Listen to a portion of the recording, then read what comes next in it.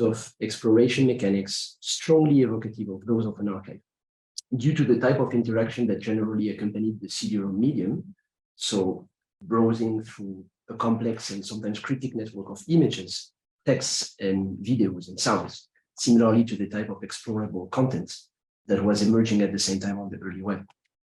Interacting with the CD-ROM Immemory, created in 1987 by Chris Marker, strikingly illustrates. Oh yeah, don't worry. Nice.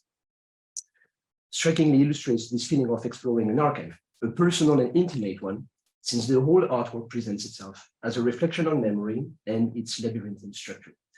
Since its first publication, Immemory has undergone several transformations on form and content, and ultimately was brought to the web for an online version, which is currently subject to a conservation study and migration at the New Media Department of Centre Pompidou. Through the case of Immemory, we will see how an artwork or the practice of an artist can raise the question of its status as an archive in itself, following topics that have been raised during the previous summits on new media art archiving, such as broadening our conception of what constitutes an archive, stressing the importance of historicization, and what is at stake when documenting such interactive artworks. Chris Marker's artworks are often built on his own network of archive materials and memories shown or told in previous works.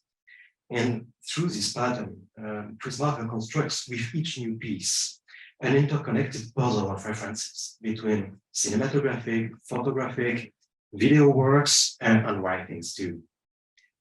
His works in the field of video installation and interactive media are probably the most representative of this tendency, and in particular, three works: Zapping Zone, Immemory, and Ouvroir. A clear continuity can be observed between these works, in addition to being each a form of explorable archive of Marker's own previous works, in the manner of a Russian doll. Studying and understanding one of these works involves necessarily researching into the other one as well, as many elements find not only the root in each previous one, but sometimes are directly updated versions of previous content, such as reused images, texts, or entire segments of program.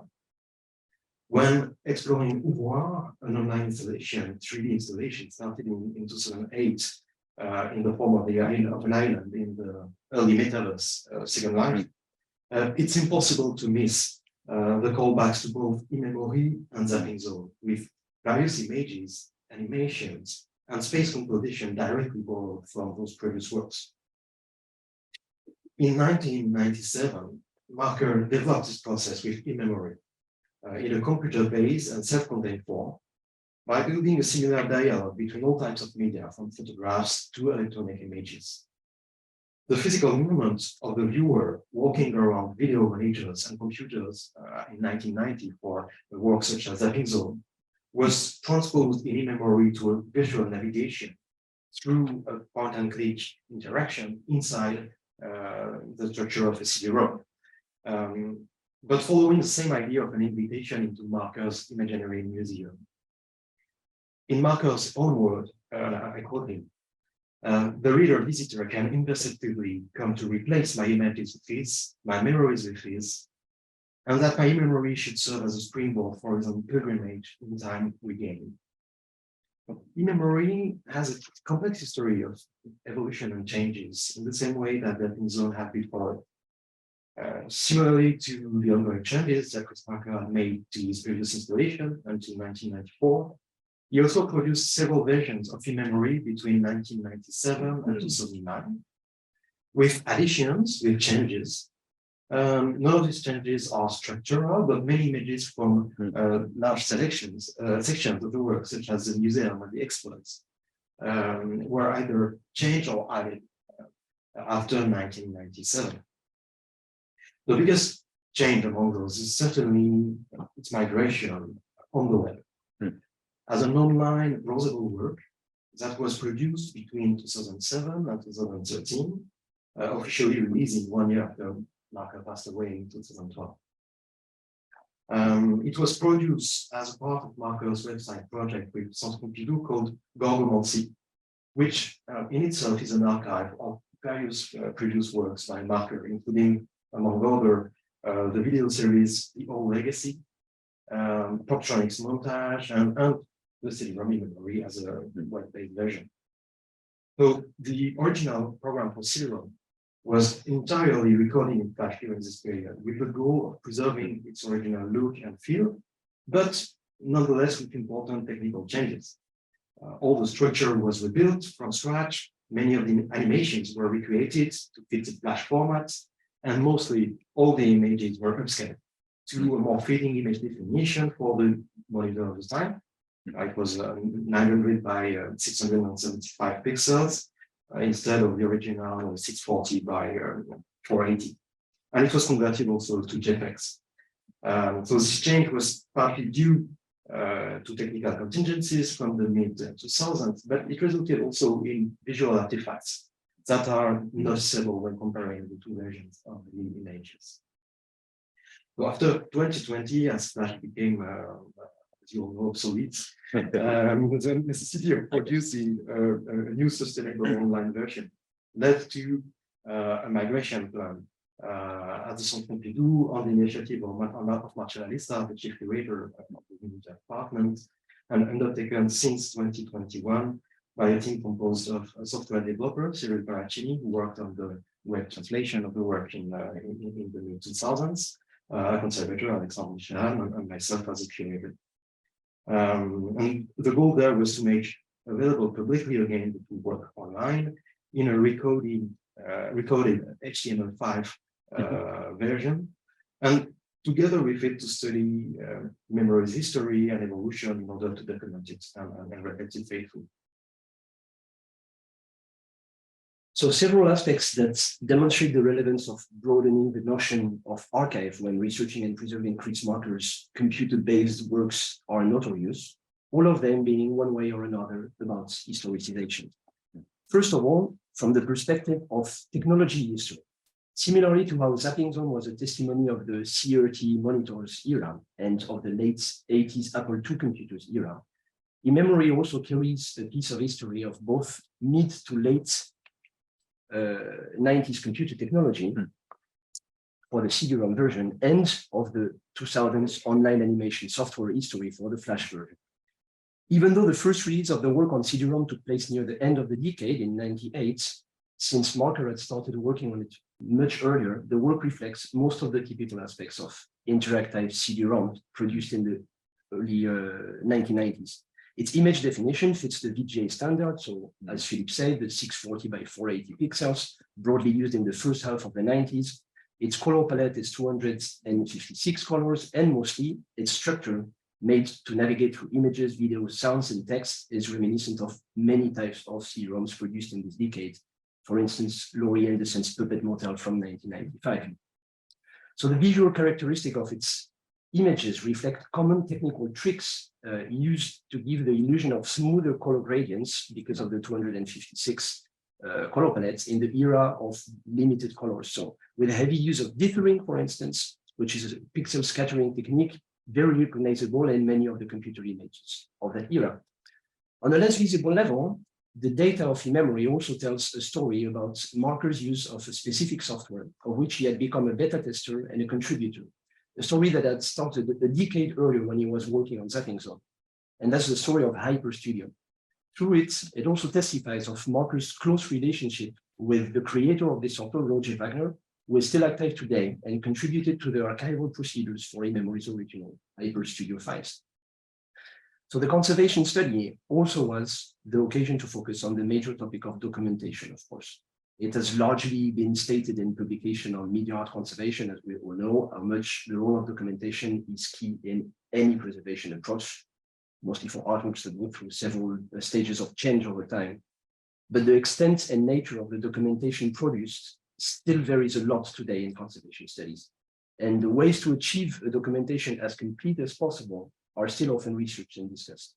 Documentation methods often have to be questioned for each specific artwork, even if some common elements, such as technical specifications, exhibition history, installation plans, etc., are always the obvious information to collect. Image documentation and interactivity documentation are much less standardizable and generally ask for an advanced knowledge of the work. So to stay truthful to its two historical forms, the documentation for Immemory had to cover both the original 1997 images and the updated 2013 ones. It became rapidly obvious during the study that it was necessary to give access to the public for the HTML5 version to both versions, so to give the choice to enter either one or the other. In order to archive a flat state of the whole content of the work, so accessible in a single document for researchers and art historians, a large map of its arborescence was created, incorporating the 1,552 screens. So every screen is being stored as an image file extracted from the original program, and documenting the connections between each, as well as which ones were added or changed in the later versions of the work. Each image in the map is kept at its original pixel definition so that it can be legible when zooming in different parts of the document. So this results in a PDF file rather large. It's 14,000 pixels wide, but it's a single document and you can easily open it and browse it. Finally, next to this map, extractions of the full set of images stored in each of Immemory's categories, so they are called stacks in HyperStudio. This is what you see here. Are archived together with documentation of all the clickable areas in each image and where it leads to in another parts of the program. So beyond the specific case of Immemory, these teachings from the ongoing preservation of Marker's computer works can extend in some way a bit broader to many of the 1990s and early 2000 interactive digital works. A lot of the computer-based works of this era share common roots in this archive exploration field, and similar examples to Immemory's migration path to Flash and then HTML5 exist. For instance, Michael Snow DVD-ROM Digital Snow from 2002, which was migrated online in Flash format in 2012, and then in HTML5 recently in 2021, sharing a lot of similarities with what we actually did for Immemory. So in the end, researching Chris Marker's Immemory and working on its preservation exemplifies the importance of considering certain media artworks as archives in themselves. With Marker's use of reincorporation of personal documents, references, and quotes from earlier artworks, the topic of historicization is at the core of the artwork, and thus requires to play an important part in its study when archiving it and presenting it to the public today. From its history of technological and artistic changes to the position it holds in the broad picture of Marker's body of work, Immemory reflects the importance of understanding all the aspects carried by a digital artwork over time when undertaking its migration. Whether these aspects are intentional from the artist or not, documenting them often proves to go beyond the sole interest of researchers and art historians. In fact, it concerns the general public as well, since many of these aspects give not only valuable insight on how and when an artwork was produced, but also have an impact on the user experience of the work. Images that were upscaled over time to fit newer definitions, a new range of computer displays, generate visual changes that are noticeable to many viewers. Visual consequences such as blurriness, image marked by artifacts due to their inadaptation to larger sizes, additionally to the effect to see them on newer digital monitors, can hardly be seen as only a specialist matter and do, in fact, impact every user's experience of the work. So facing the challenge of sustaining the access to such artworks while still staying truthful to the experience that they were intended to provide, the museum finds valuable answers in extensive documentation in all its forms. However, documentation of artworks like Immemory can strongly resist standardization, and because it also requires, of course, critical reflection. So as often in conservation, balance is key to all issues. And if some documents can be solely destined to be viewed in a research context to avoid the risk of spoiling the experience of the work for the public, other information can, however, be necessary for the viewer to understand what he is experiencing, what changes the work has been through, and how it might differ from how it was originally experienced. So hopefully, people will still get lost in the labyrinth of Immemory in the future, but at least with the choice of what labyrinth to get lost in. Thank you. Thank you very much. We have some.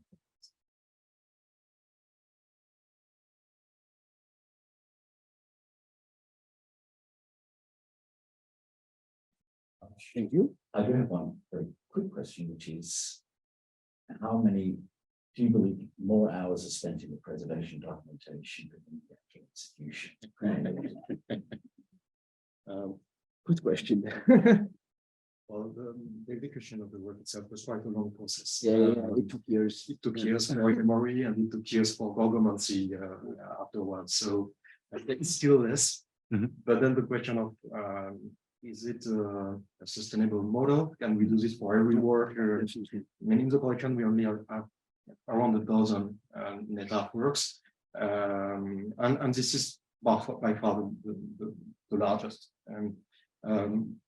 But if we were to have like 200 works, it's sure that it wouldn't be an option to do this kind of work with everything in the collection. So that's still a question. And we're also looking in software-based models such as Ruffle regarding flash obsolescence. An automated tools. So, not yet, but soon. Yeah, We exceed the time. Thank you very much. Oh, sorry. the fact that it's also useful to some extent to the documentation methods for other artworks also makes it not only an investment on one case study, but it's always time that you also gain on other case studies after, because you have like proper methodology. But of course, this is always something that cannot apply to everything. Thank you very much. I now invite Fabiana Thank you. to chair next presentation.